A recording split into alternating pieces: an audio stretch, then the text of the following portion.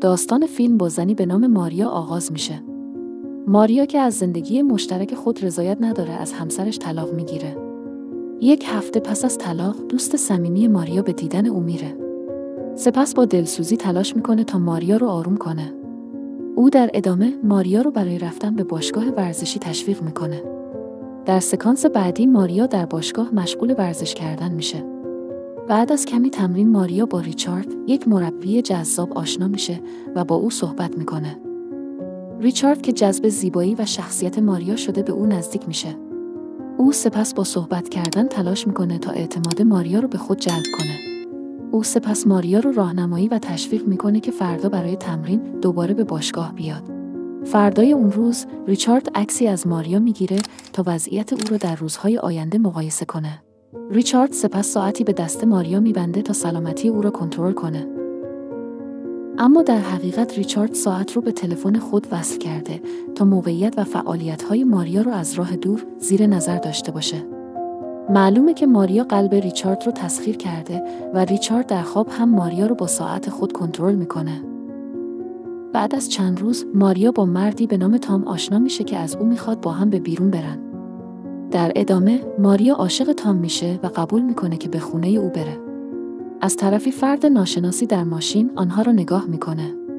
همون شب ریچارد از طریق ساعت متوجه ضربان بالای ماریا میشه.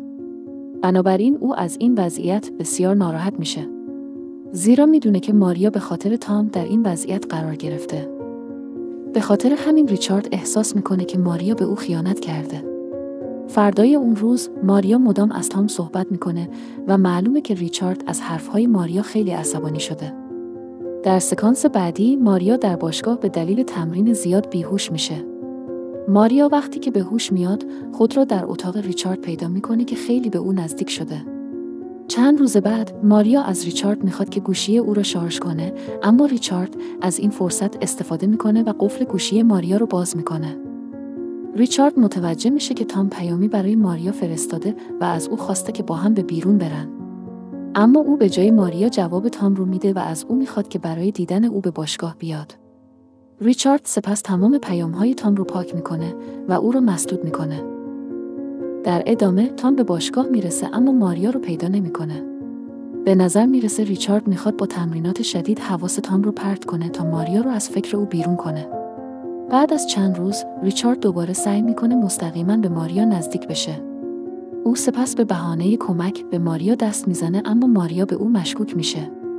فردای اون روز ماریا تصمیم میگیره که دیگه برای تمرین به باشگاه نره. تو خونه ماریا متوجه میشه که ریچارد همون کسی است که برای تام پیام‌های تهدیدآمیز فرستاده و شماره او را مسدود کرده. بنابراین ماریا با برداشتن ساعت به سمت باشگاه میره و دوستشو در وضعیت خطرناکی پیدا میکنه. ماریا در ادامه سعی میکنه با پلیس تماس بگیره اما ریچارد به او حمله میکنه.